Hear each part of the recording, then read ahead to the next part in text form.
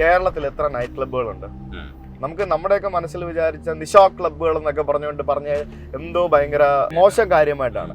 Night club എന്ന് പറഞ്ഞാൽ എന്താണ്? പകല് മൊത്തം ജോലികളൊക്കെ ചെയ്ത് ആളുകൾ രാത്രിയിൽ സംസാരിക്കാനും വേണമെങ്കിൽ ഒരു ചെറിയ രീതിയിൽ ബിയർ കഴിക്കാൻ, നമ്മൾ ബിയർ കഴിക്കാൻ, മദ്യം കഴിക്കാന്നൊക്കെ പറഞ്ഞാൽ നമ്മൾ ഭയങ്കര പാവമാണ് പല ആൾക്കാർക്കും. ഞാൻ അതിനെ പുണ്യവൽക്കരിക്കുകയല്ല, അതൊക്കെ ലൈഫിന്റെ ഒരു ഭാഗമാണ്. ഇവിടെ പട്ടിണിയും പ്രാരാബ്ദമുള്ള ആളുകൾ വളരെ കുറവല്ലേ അല്ലേ കേരളത്തില്? ബാക്കിയുള്ള പല സ്ഥലങ്ങളിലും പട്ടിണിയും ബാക്കിയുള്ള പല പ്രശ്നങ്ങളും വളരെ വളരെ കോമൺ ആയിട്ട് നമുക്ക് കാണാവുന്ന കാര്യമാണ്. നമ്മുടെ സന്തോഷ് ജോർജ് വള്ളക്കാരൻ പണ്ട് പറഞ്ഞ പോലെ തന്നെ താജ്മഹൽ അന്ന് പണിതില്ലായിരുന്നെങ്കിൽ ഇല്ലെങ്കിൽ ഈഫൽ ടവർ അന്ന് പണിതില്ലായിരുന്നെങ്കിൽ ഇപ്പൊ ഇതൊക്കെ കാണാൻ ആരെങ്കിലും പോകുമായിരുന്നോ? അന്നും പട്ടിണിയുള്ള കാലഘട്ടമായിരുന്നല്ലോ. യൂറോപ്പിലും അവിടെ ഇവിടെ ഒക്കെ എല്ലായിടത്തും പട്ടിണി ഇല്ലായിരുന്നോ? ഇവിടെയും പട്ടിണി ഇല്ലായിരുന്നോ? നഴ്സുമാര്, ഡോക്ടർമാര് എന്തുകൊണ്ടാണ് അവർ പോകുന്നത്? ഇവിടെ ഒരു നഴ്സിന് ഒരു മാസം എത്ര രൂപ ശമ്പളം കിട്ടും? ഒരു ആശുപത്രിയിൽ പട്ടിപ്പണിയാണ് എടുക്കുന്നത്. രാവിലെ മുതൽ രാത്രി വരെ കഷ്ടപ്പെടുത്തി പണിയെടുക്കുന്നു. എത്ര രൂപ ശമ്പളം കൊടുക്കുന്നു? നമ്മളിവിടെ പരമാവധി ഉപദ്രവിച്ച് എല്ലാവരും പൊക്കോ എന്ന് പറഞ്ഞുകൊണ്ടിരിക്കുക. എന്നിട്ട് നമ്മൾ കരയും കിടന്നിട്ട് നമ്മുടെ യൂത്ത് എല്ലാം നാട് വിട്ടു പോകുന്നു, കേരളം ഇനി വൃദ്ധന്മാരുടെ താവളമാകും എന്നൊക്കെ പറയുന്നത് ശരിയാകും. ഇങ്ങനെയൊക്കെ യൂത്തിന് ഇഷ്ടപ്പെടുന്ന കാര്യങ്ങൾ നടന്നില്ലെങ്കിൽ കേരളം വൃദ്ധന്മാരുടെ ആലയം തന്നെയായി മാറും. ഇപ്പൊ നമ്മുടെ താമരശ്ശേരി ചുരത്തിന്റെ സമീപത്ത് താഴെ താമരശ്ശേരിയിൽ നിന്ന് മേളിൽ വയനാട്ടിലേക്ക് ഒരു കേബിൾ കാർ പദ്ധതിയൊക്കെ തുടങ്ങിക്കഴിഞ്ഞാൽ അടിപൊളിയായിരിക്കും, ഭയങ്കര സംഭവമായിരിക്കും. ഏറ്റവും വലിയൊരു എക്സാമ്പിൾ ആണ് നമ്മളെല്ലാവരും ആദ്യകാലത്ത് കളിയാക്കിയത്. കാക്ക തൂറാൻ വേണ്ടി പ്രതിമ ഉണ്ടാക്കി എന്ന് പറഞ്ഞു. വെറും വിജനമായി കിടന്ന തരിശ് ഗ്രാമം. ആ ഗ്രാമത്തില് ഒരു പ്രതിമ ഉണ്ടാക്കി, ലോകത്തിലെ ഏറ്റവും വലിയ പ്രതിമ എന്ന് പറഞ്ഞ് അതിനെ മാർക്കറ്റ് ചെയ്തു. അവിടെ ഇപ്പൊ പോയി നോക്കണം, ഭയങ്കര തിരക്കാണ്. ശരിക്കും കൊച്ചി കുറച്ചൊന്ന് മാറിയല്ലേ? കൊച്ചി കുറച്ചല്ലോ. ഞാൻ ഇപ്പോഴാണ് കൊച്ചിക്കാരനായി മാറിയത്. അതായത് ഞാനിപ്പോ ഒരാഴ്ച ആയതേ ഉള്ളൂ ഇവിടെ വന്ന് താമസം തുടങ്ങിയിട്ട്. പക്ഷെ അതിനു മുമ്പും എനിക്ക് കൊച്ചിയിലെ വഴിയൊക്കെ കാണാപ്പാടുണ്ട് എല്ലാം. കാരണം നമ്മളെപ്പോഴും കൊച്ചി തന്നെയാണ്. ഞാൻ പത്തനംതിട്ടയിലാണ് ജീവിക്കുന്നതെന്നുണ്ടായിരുന്നേ പോലും കഴിഞ്ഞൊരു 4-5 വർഷമായിട്ട് നമ്മുടെ ഒരു മാസം നാട്ടിലുണ്ടെങ്കിൽ ആ ഒരു മാസത്തിൽ 2 ആഴ്ച എങ്ങനെ പോയാലും കൊച്ചി തന്നെ ഉണ്ടാവും.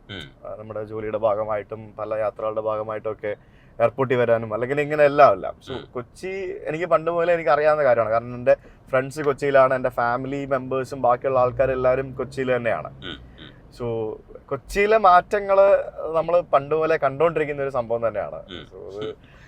കാരണം നമ്മൾ കുറെയൊക്കെ കുറ്റം പറയാം എന്നുണ്ടെങ്കിലും ആ കുറ്റം പറയുന്നതൊക്കെ മാറ്റി നിർത്തി കഴിഞ്ഞാൽ there are a lot of good things. കൊച്ചിയിൽ നൈറ്റ് ലൈഫിൽ എന്നാരാ പറഞ്ഞത്? കൊച്ചിയിൽ നൈറ്റ് ലൈഫ് ഉണ്ട്. ഇഷ്ടംപോലെ ആൾക്കാർ രാത്രി പാരാത്രി റോട്ടിലിറങ്ങി എത്ര ആൾക്കാർ എൻജോയ് ചെയ്യുന്ന കാണാം ഇല്ലേ? പിന്നെ എന്തൊക്കെ കാര്യങ്ങൾ നടക്കുന്നു. ഈ പല നാടുകളിൽ പോയിട്ട് നമ്മുടെ നാട്ടിനെ കുറിച്ചുള്ള കോൺസെപ്റ്റുകൾ നമുക്ക് മാറി മാറി വരുമല്ലോ. അപ്പൊ ചിലതിനോടൊക്കെ നമുക്ക് പുച്ഛവും വരും. പക്ഷെ എങ്ങനെയുണ്ട് നമ്മുടെ ഒരു ഈ കേരളം ഇങ്ങനെയൊക്കെ തന്നെ പോയാൽ മതിയോ, എത്രയൊക്കെ മാറണം എന്നൊക്കെയുള്ള ഒരു മനസ്സിനകത്ത് ഒരു ഐഡിയ മാറിയിട്ടുണ്ടാവുമല്ലോ, ഒരു ഗ്ലോബൽ മാൻ ആവുമ്പോഴത്തേക്ക്. ഇത്രയും കാലത്തെ യാത്ര കൊണ്ടുണ്ടാക്കിയ ഒരു നമ്മുടെ ഒരു വിഷൻ ഉണ്ടല്ലോ. അതെ, കേരളം ഇനി മാറേണ്ട കാര്യങ്ങൾ ഒത്തിരി ഉണ്ട്. കേരളം ഇനി മാറിയില്ലെങ്കിൽ ഇപ്പൊ ഓൾറെഡി നമ്മുടെ യൂത്ത് എന്ന് പറയുന്ന ഒരു വലിയൊരു കൂട്ടം കേരളം മാത്രമല്ല ഇന്ത്യ തന്നെ വിട്ട് പുറത്തേക്ക് പോയിക്കൊണ്ടിരിക്കുക പല ആൾക്കാരും. സോ എന്തുകൊണ്ടാണ് അവർ പുറത്തേക്ക് പോകുന്നത് നമ്മൾ ആലോചിക്കേണ്ടിയിരിക്കുന്നത്. അതെന്തുകൊണ്ടാ പോകുന്നത്? തൊഴിലവസരങ്ങൾ മാത്രമല്ല. തൊഴിലവസരം മാത്രം ഉണ്ടായിട്ട് കാര്യമുണ്ടോ? എന്റർടൈൻമെന്റ് വേണ്ടേ? പ്രോപ്പറായിട്ടുള്ള ഒരു എന്റർടൈൻമെന്റിന് ഇവിടെ കൊച്ചിയിൽ പോട്ടെ, കേരളത്തിൽ എത്ര നൈറ്റ് ക്ലബ്ബുകളുണ്ട്? നമുക്ക് നമ്മുടെയൊക്കെ മനസ്സിൽ വിചാരിച്ച നിശാ ക്ലബ്ബുകൾ എന്നൊക്കെ പറഞ്ഞ എന്തോ ഭയങ്കര ഒരു മോശം കാര്യമായിട്ടാണ്. നിശാ ക്ലബ്ബ് നൈറ്റ് ക്ലബ്ബ് എന്ന് പറഞ്ഞാൽ എന്താണ്? പകല് മൊത്തം ജോലികളൊക്കെ ചെയ്ത് ആളുകൾ രാത്രിയിൽ എന്താ പറയാ സംസാരിക്കാനും വേണമെങ്കിൽ ഒരു ചെറിയ രീതിയിൽ ബിയർ കഴിക്കാൻ, നമ്മൾ ബിയർ കഴിക്കാൻ, മദ്യം കഴിക്കാന്നൊക്കെ പറഞ്ഞാൽ നമ്മൾ ഭയങ്കര പാവമാണ് പല ആൾക്കാർക്കും. ഞാൻ അതിനെ പുണ്യവൽക്കരിക്കുകയല്ല, മഹത്വവൽക്കരിക്കുകയല്ല. അതൊക്കെ ലൈഫിന്റെ ഒരു ഭാഗമാണ്. വൈകിട്ട് 2 ബിയർ കഴിച്ച് ഭക്ഷണം കഴിച്ച് ഫ്രണ്ട്സും ഫാമിലി ആയിട്ടും ഒക്കെ പോയിരുന്ന് സംസാരിച്ച് ഒരു ചെലവഴിക്കുന്ന ഒരു കൾച്ചർ എന്ന് പറയുന്നത് ലോകമെമ്പാടും നമ്മൾ കാണുന്ന സംഭവമാണ്. അപ്പൊ അതിലുപരിയായിട്ട് നൈറ്റ് ക്ലബ്ബുകൾ എന്ന് പറയുന്നത് വീക്കെൻഡ് നൈറ്റ് ക്ലബ്ബുകളുണ്ട്. ഈ പറഞ്ഞ പോലെ യൂത്തും അല്ലാത്ത ആൾക്കാരെല്ലാം അവർ പോകുന്നു, പാട്ട് പാടുന്നു, ഡാൻസ് കളിക്കുന്നു. അവരുടെ ഒരാഴ്ചത്തെ കംപ്ലീറ്റ് സ്ട്രെസ് അവർ വീക്കെൻഡ്സിൽ നൈറ്റ് ക്ലബ്ബുകളിൽ പോയിട്ട് അവർ റിലാക്സ് ചെയ്യുന്നു. അപ്പോൾ ഇതിനൊക്കെ എല്ലാ സംഭവങ്ങൾക്കും ഒരു പരിധി നമ്മളാണ് വെക്കേണ്ടത്. എവിടെ നമുക്ക് റെസ്ട്രിക്ട് ചെയ്യണം, എന്ത് റെസ്ട്രിക്ട് ചെയ്യണം എന്നുള്ളത്. അപ്പൊ അങ്ങനെ എൻജോയ് ചെയ്യാൻ പറ്റുന്ന അവസരങ്ങൾ ഇപ്പോഴും കേരളത്തിൽ കുറവാണ്. ഇപ്പോഴും രാത്രി 11 മണിയാകുമ്പോൾ എല്ലാം അടച്ചു പോകും. നേരെ മറിച്ച് you go to Bangalore, you go to cities like Mumbai, Delhi and all, വെളുപ്പിന് 1 മണി 2 മണി വരെയൊക്കെ നൈറ്റ് പാർട്ടീസും മറ്റുമൊക്കെ നടക്കുന്നുണ്ട്. സോ ഇവിടെ നമ്മൾ അത് അലോ ചെയ്യണമെന്നല്ല പറയുന്നത്, അതുപോലെയുള്ള കുറെ സംഭവങ്ങൾ യൂത്തിന് വേണ്ട കുറെ കാര്യങ്ങളും കൂടെ നമ്മൾ അലോ ചെയ്ത് കൊടുക്കേണ്ടതായിട്ടുണ്ട്. പല സംഭവങ്ങളും അതോടൊപ്പം തന്നെ നമ്മൾ മാറേണ്ട കുറേ കാര്യങ്ങളുണ്ട്. നമ്മുടെ രാഷ്ട്രീയപരമായിട്ടുള്ള കുറേ നിരീക്ഷണങ്ങളും കാഴ്ചപ്പാടുകളും പിന്നെ എത്രയൊക്കെ വ്യവസായങ്ങൾ ഇവിടെ കേരളത്തിലുണ്ടെന്ന് പറഞ്ഞാലും അൾട്ടിമേറ്റ്ലി അവസാനം പല ആൾക്കാരും പൂട്ടിപ്പോകുന്നു. പല രീതിയിൽ ക്രൂശിക്കപ്പെടുന്നു, ഉപദ്രവിക്കപ്പെടുന്നു. അത് പല ഡിപ്പാർട്ട്മെന്റുകൾ ഉപദ്രവിക്കപ്പെടുന്നു. അങ്ങനെയുള്ള പല സംഭവങ്ങളും നടക്കുന്നത് കൊണ്ട് ആളുകൾ ഇൻവെസ്റ്റ് ചെയ്യാനും പുതിയ സംരംഭങ്ങൾ തുടങ്ങാനും മടിയാവുന്നു. അപ്പോൾ കേരളം ഒരു ഓൺടർപ്രണർ ഫ്രണ്ട്ലിയും കൂടെ ആയി വരണം. ഇപ്പൊ അല്ലെന്നല്ല ഞാൻ പറയുന്നത്, കുറച്ചൊക്കെയാണ്, പക്ഷെ കുറച്ചും കൂടെ അത് ഓൺടർപ്രണർ ഫ്രണ്ട്ലി ആയി വരണം. പിന്നെ എത്ര ടാലന്റഡ് ആയിട്ടുള്ള ആളുകൾ ഇവിടെ നിന്ന് പുറത്തേക്ക് പോകുന്നു. ഫോർ എക്സാമ്പിൾ നേഴ്സുമാര്, ഡോക്ടർമാര്. എന്തുകൊണ്ടാണ് അവർ പോകുന്നത്? ഇവിടെ ഒരു നേഴ്സിന് ഒരു മാസം എത്ര രൂപ ശമ്പളം കിട്ടും? ഒരു ആശുപത്രിയിൽ പട്ടിപ്പണിയാണ് എടുക്കുന്നത്, രാവിലെ മുതൽ രാത്രി വരെ കഷ്ടപ്പെടുത്തി പണിയെടുക്കുന്നു. എത്ര രൂപ ശമ്പളം കൊടുക്കുന്നു? എനിക്കറിയാം എപ്പോഴും 10,000 രൂപയ്ക്കും 15,000 രൂപയ്ക്കും അതിലും താഴെ പൈസയ്ക്ക് ജോലി ചെയ്യുന്ന MBBS പഠിച്ച ഡോക്ടർമാരും നഴ്സുമാരും വരെ ഉണ്ട്. അവരൊക്കെ എത്ര പൈസ മുടക്കിയാണ് അവരൊക്കെ പഠിക്കുന്നത്. അവർക്ക് കിട്ടുന്ന തുച്ഛമായ ശമ്പളം. നേരെ മറിച്ച് പുറത്തു പോയി കഴിഞ്ഞാൽ ഇവിടെ ഒരു മാസം കിട്ടുന്ന സാലറി അവിടെ ഒരു ദിവസം 1 മണിക്കൂറോ കിട്ടും. അതുകൊണ്ടാണ് ഇവരൊക്കെ പുറത്തേക്ക് പോകുന്നത്. അപ്പോൾ അങ്ങനെയുള്ള പല സംഭവങ്ങളും നമ്മൾ മാറേണ്ടതായിട്ടിരിക്കുന്നു. കുറ്റം പറയാൻ ഇഷ്ടംപോലെ കുറ്റങ്ങൾ ഉണ്ടാവും. നമ്മൾ കുറേയൊക്കെ മാറണം, കുറേയൊക്കെ നമ്മൾ മാറി. ഇത്രയൊക്കെ ഞാൻ പല രാജ്യങ്ങളിൽ പോയി എന്ന് പറഞ്ഞാലും എനിക്ക് ജീവിക്കാൻ ഏറ്റവും ഇഷ്ടം എന്റെ നാട്ടിൽ തന്നെയാണ്.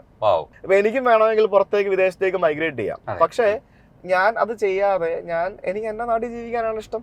ഇപ്പൊ മിഡിൽ ഈസ്റ്റില് ദുബായ് ഒക്കെ കുറെ കൂടെ ഫ്രണ്ട്ലി ആയിട്ടുള്ള ഒരു അറ്റ്മോസ്ഫിയർ ഉണ്ടാക്കുന്നത് കൊണ്ടല്ലേ അവിടെ വ്യവസായവും എന്റർടൈൻമെന്റും ഒക്കെ തേടിയിട്ട് ആൾക്കാർ വരുന്നത്. സിമ്പിൾ ആയിട്ട് പറഞ്ഞാൽ ഇപ്പൊ എനിക്കടക്കം ധാരാളം ആളുകൾക്ക്, എനിക്ക് പോലും ഗോൾഡൻ വിസ കിട്ടി.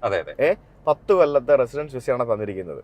ഈ 10 കൊല്ലത്തെ റെസിഡൻസ് വിസ തന്നതുകൊണ്ട് എത്ര ആളുകൾ ഇവിടെ നിന്ന് അവരുടെ ബിസിനസ്സുകളും സകലമാന പരിപാടികളും ദുബായ് പോലെയുള്ള രാജ്യത്തേക്ക് മാറ്റിയെന്നറിയാവോ? എന്ന് പറയുമ്പോഴത്തേക്കിനും ഇവിടെ കിടക്കേണ്ട ഫണ്ടില്ല, ഇവിടെ വരേണ്ട ഫണ്ടാണ് അവിടേക്ക് മാറ്റുന്നത്. അപ്പൊ അവര് ബുദ്ധിമാന്മാരാ. അവര് എല്ലാവർക്കും ഈ പറഞ്ഞ പോലെ വിസ കൊടുത്തും പല സൗകര്യങ്ങൾ കൊടുത്തും അവരിങ്ങനെ പല ആളുകളെയും, കഴിവുള്ള ആളുകളെ അങ്ങോട്ട് ആകർഷിച്ചുകൊണ്ടിരിക്കുക. അപ്പൊ അന്നേരം നമ്മൾ എന്താ ഇവിടെ ചെയ്യുന്നത്? നമ്മളിവിടെ പരമാവധി ഉപദ്രവിച്ച് എല്ലാവരും പൊക്കോ എന്ന് പറഞ്ഞുകൊണ്ടിരിക്കുക. എന്നിട്ട് നമ്മൾ കരയും കിടന്നിട്ട് എന്താണ് നമ്മുടെ യൂത്ത് എല്ലാം നാട് വിട്ടു പോകുന്നു, കേരളം ഇനി വൃദ്ധന്മാരുടെ താവളമാകും എന്നൊക്കെ പറയുന്നത് ശരിയാകും. ഇങ്ങനെയൊക്കെ യൂത്തിന് ഇഷ്ടപ്പെടുന്ന കാര്യങ്ങൾ നടന്നില്ലെങ്കിൽ കേരളം വൃദ്ധന്മാരുടെ ആലയം തന്നെയായി മാറും. ഇവിടെ യുവാക്കളായിട്ടുള്ള എത്ര ആളുകൾ രാഷ്ട്രീയത്തിലുണ്ട്?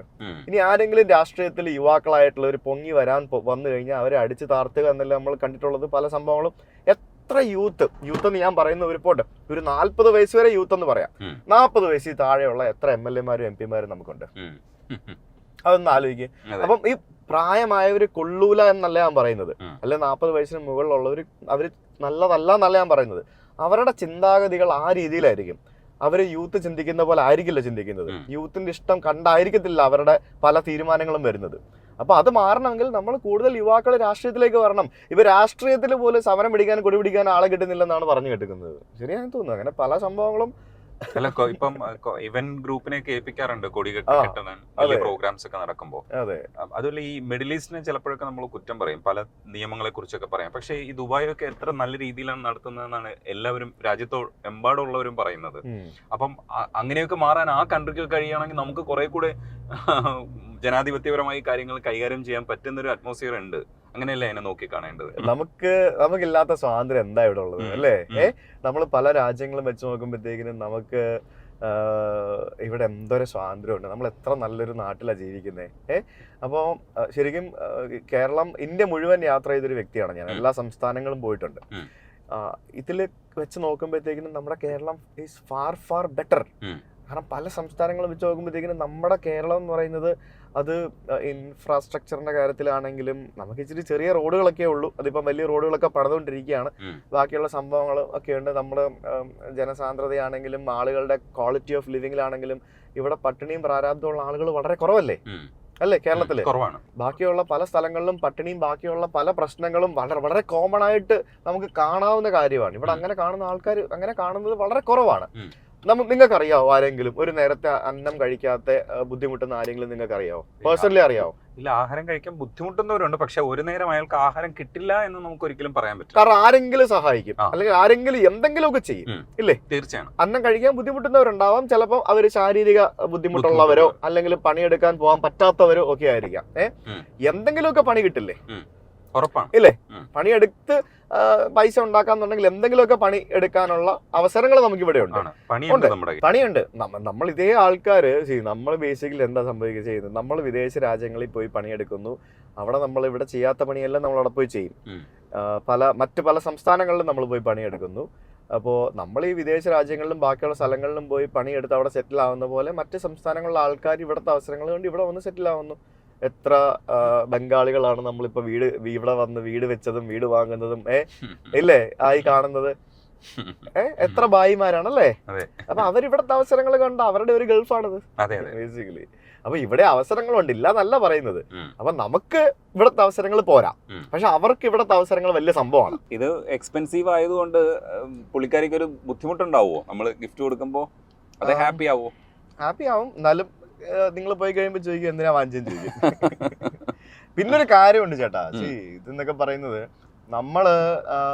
നമുക്ക് ഒരാഗ്രഹം ഉണ്ടെങ്കിൽ ആ ആഗ്രഹം നമ്മള് വേണ്ടേ? പിന്നെ എന്തെങ്കിലുമൊക്കെ വേണ്ടേ? ഇതെല്ലാം കൂടെ വെച്ചോണ്ടിരിക്കാൻ വേണ്ടിയൊന്നും അല്ലല്ലോ.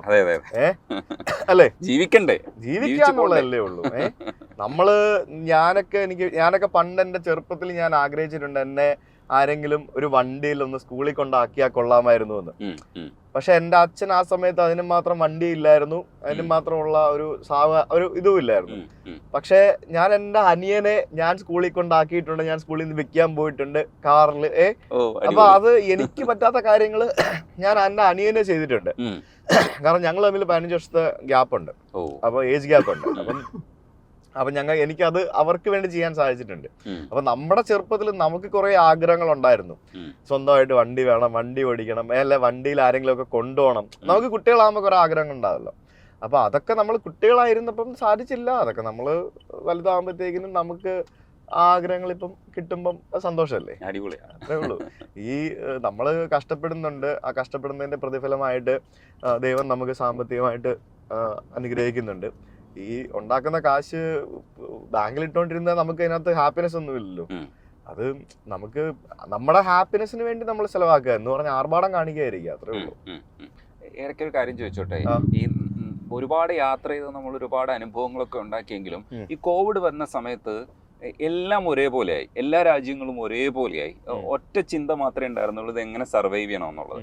അപ്പൊ നമ്മൾ ഈ നോളജ് ലെവലിന്റെ വ്യത്യാസം എന്ന് പറയുന്നത് ഒന്നും ഇല്ലാതായി, എല്ലാവരും ഒരേപോലെയാണെന്ന് മനസ്സിലായി. ആ സമയത്തൊക്കെ എന്തായിരുന്നു മനസ്സിൽ ആലോചിച്ചിരുന്നത്?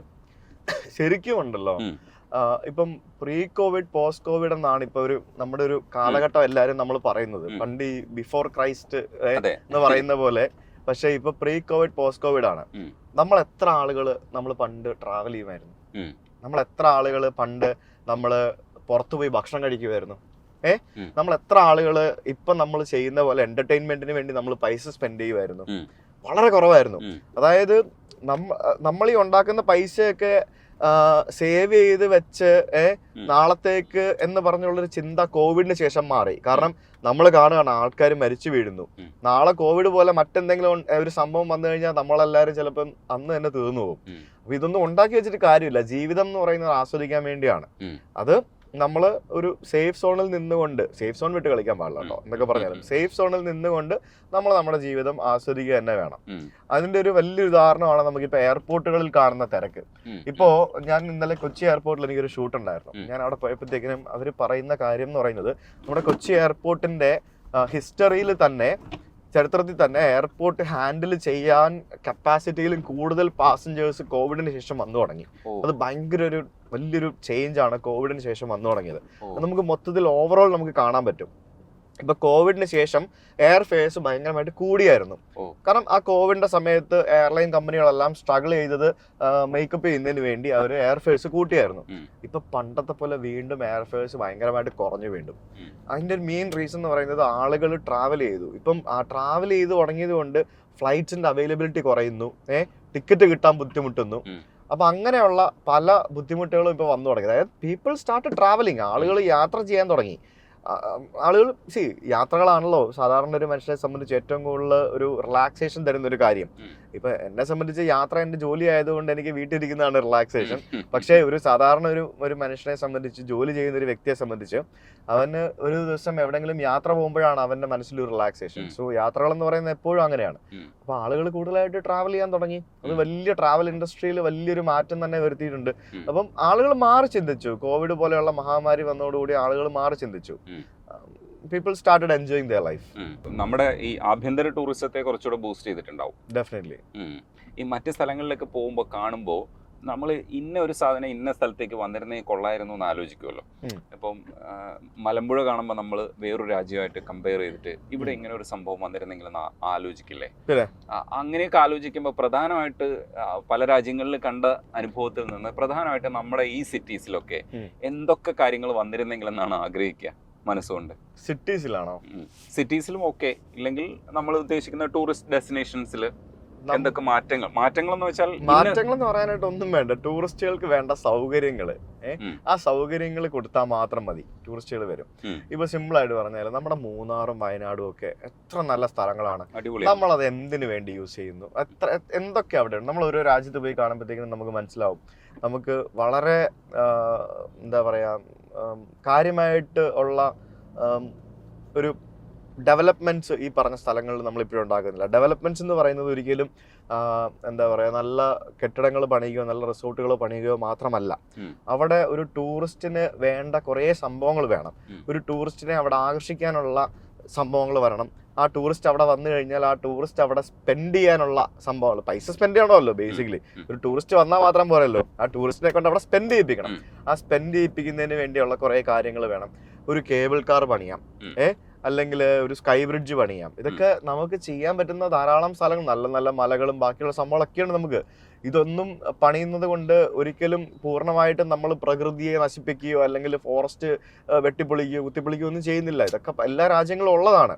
കുറച്ചൊക്കെ എല്ലാം എന്താ, ഇപ്പം നമ്മൾ മരം വെട്ടി കളയാതെ റോഡ് പണിയാൻ പറ്റുമോ എന്ന് പറയുന്ന പോലെ കുറച്ചൊക്കെ ഉണ്ടാവും. പക്ഷെ അത് നമ്മുടെ ഡെവലപ്മെന്റിന് വേണ്ടി മാത്രമാണ് നമ്മൾ ചെയ്യുന്നത്. അപ്പോൾ കുറേ മാറ്റങ്ങൾ നമുക്ക് വരുത്തുമ്പോൾ കുറച്ചൊക്കെ പ്രകൃതി നശിക്കപ്പെടും. പക്ഷെ ആ പ്രകൃതി നശിപ്പിക്കപ്പെടുന്നതിനോടൊപ്പം തന്നെ ആ ഒരു സ്ഥലം ഡെവലപ്മെന്റ് ആവുകയും അപ്പുറം അതിപ്പോൾ 10 മരം വെട്ടിയാൽ 100 മരം പുതിയതായിട്ട് വെക്കുന്നതിനുള്ള സ്ഥലവും നമുക്കുണ്ട് അല്ലേ? അപ്പോൾ കുറേ സംഭവങ്ങൾ നമുക്ക് ചെയ്യാവുന്നതാണ്. കുറേ കാര്യങ്ങൾ ഇപ്പം മൂന്നാർ ഒരു വലിയൊരു ഡെസ്റ്റിനേഷൻ ആക്കി മാറ്റാം. ഇപ്പോൾ തന്നെ ഡെസ്റ്റിനേഷനാണ്, ഇനി അപ്പുറം ഡെസ്റ്റിനേഷൻ ആക്കി. അതായത് നമ്മൾ അടിമാലി ഒരു ബേസ് ക്യാമ്പായി വികസിപ്പിക്കുന്നു. വരുന്ന ആളുകളെല്ലാം അടിമാലിയിൽ പോകുന്നു. അടിമാലിയിൽ നിന്ന് മൂന്നാറിലേക്ക് പോകുന്നതിന് വേണ്ടി കേബിൾ കാറോ അല്ലെങ്കിൽ വേറെ എന്തെങ്കിലുമൊക്കെ പരിപാടികളോ, അങ്ങനെ കുറേ സംഭവങ്ങൾ. ഇപ്പം നമ്മൾ മലേഷ്യയിലെ ഗെൻഡിങ് ഐലാൻഡ്സ് ഒക്കെ പോകുന്ന പോലെ ധാരാളം സ്ഥലങ്ങൾ നമുക്ക് ഉണ്ട്. നമ്മളത് പ്രോപ്പറായിട്ട് വലിയൊരു മാസ്റ്റർ പ്ലാനൊക്കെ ഉണ്ടാക്കി വികസിപ്പിക്കുകയാണെങ്കിൽ നല്ലതാണ്. ഇപ്പം നമ്മുടെ താമരശ്ശേരി ചുരത്തിന് പകരം ചുരമുണ്ട്. ആ ചുരത്തിന്റെ സമീപത്ത് താഴെ താമരശ്ശേരിയിൽ നിന്ന് മേളിൽ വയനാട്ടിലേക്ക് ഒരു കേബിൾ കാർ പദ്ധതിയൊക്കെ തുടങ്ങിക്കഴിഞ്ഞാൽ അടിപൊളിയായിരിക്കും, ഭയങ്കര സംഭവമായിരിക്കും. അവിടെ എന്തോ തുരങ്കപാത എന്നൊക്കെ പറഞ്ഞ് വരുന്നുണ്ട്. പക്ഷെ ഒരു കേബിൾ കാർ പദ്ധതി, അതിന് ഒരു പല തട്ടുകളായിട്ട് പല സ്റ്റേജുകളിലായിട്ട് എത്ര റവന്യൂ വരും ഇല്ലേ? അപ്പൊ ഒത്തിരി കാര്യങ്ങൾ നമുക്ക് ചെയ്യാം. ഏറ്റവും വലിയൊരു എക്സാമ്പിൾ ആണ് നമ്മളെല്ലാവരും ആദ്യകാലത്ത് കളിയാക്കിയത്, കാക്ക തൂറാൻ വേണ്ടി പ്രതിമ ഉണ്ടാക്കി എന്ന് പറഞ്ഞു ഇല്ലേ? ഒന്നുമില്ലാതെ കടന്ന ഒരു ഗ്രാമം, വെറും വിജനമായി കടന്ന തരിശ് ഗ്രാമം. ആ ഗ്രാമത്തില് ഒരു പ്രതിമ ഉണ്ടാക്കി, ലോകത്തിലെ ഏറ്റവും വലിയ പ്രതിമ എന്ന് പറഞ്ഞ് അതിനെ മാർക്കറ്റ് ചെയ്തു. അവിടെ ഇപ്പൊ പോയി നോക്കണം, ഭയങ്കര തിരക്കാണ്. അവിടെ റെയിൽവേ സ്റ്റേഷൻ വന്നു, ആ സ്ഥലത്തേക്ക് റെയിൽവേ സ്റ്റേഷൻ വന്നു, ട്രെയിനുകൾ വന്നു തുടങ്ങി. അവിടെ ആ ഗ്രാമത്തിലെ ആളുകൾക്ക് ജോലി ലഭിച്ചു തുടങ്ങി. ഗ്രാമത്തിലെ ആളുകൾക്ക് മാത്രമല്ല, അവിടെ വലിയ 5 സ്റ്റാർ ഹോട്ടലുകൾ വന്നു, ചെറുതും വലുതുമായ ഹോം സ്റ്റേകൾ വന്നു, ധാരാളം റെസ്റ്റോറൻറ്റുകൾ വന്നു. ഇവിടെ ഒരു ദിവസം വരുന്ന ആളുകളെ അക്കോമഡേറ്റ് ചെയ്യുന്നതിനും അവർക്ക് വേണ്ട സൗകര്യങ്ങൾക്കും വേണ്ടി ലോക്കൽ ടൂറിസം അടക്കമുള്ള പല ആക്ടിവിറ്റീസും അവിടെ വന്നു.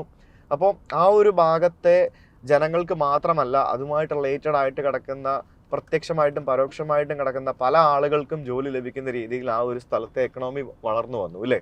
ഇപ്പൊ പണ്ട് കാലത്ത് ഇപ്പം നമ്മുടെ സന്തോഷ് ജോർജ് കളക്കാരൻ പണ്ട് പറഞ്ഞ പോലെ തന്നെ, ഇപ്പോ നമ്മുടെ താജ്മഹൽ അന്ന് പണിതില്ലായിരുന്നെങ്കിൽ, ഇല്ലെങ്കിൽ ഈഫൽ ടവർ അന്ന് പണിതില്ലായിരുന്നെങ്കിൽ ഇപ്പൊ ഇതൊക്കെ കാണാൻ ആരെങ്കിലും പോകുമായിരുന്നോ?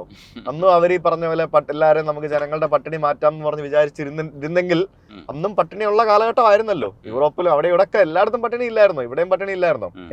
വിചാരിച്ചിരുന്നെങ്കിൽ അതൊക്കെ വരുമായിരുന്നോ? അപ്പം പട്ടിണി മാറ്റുന്നതിന് വേണ്ടിയും ബാക്കിയുള്ള കാര്യങ്ങൾക്ക് വേണ്ടിയും ഫണ്ടുണ്ട്. ഈ ഫണ്ട് എന്ന് പറയുന്നത് ഈക്വൽ ആയിട്ട് ചെലവാക്കേണ്ട ഫണ്ടല്ലേ. അപ്പം ഡെവലപ്മെന്റ്സിനും ഇതുപോലുള്ള കാര്യങ്ങൾക്കും വേണ്ടി സ്പെൻഡ് ചെയ്യുന്നുണ്ട്. അതനുസരിച്ചിട്ട് മാറ്റങ്ങളും വരും.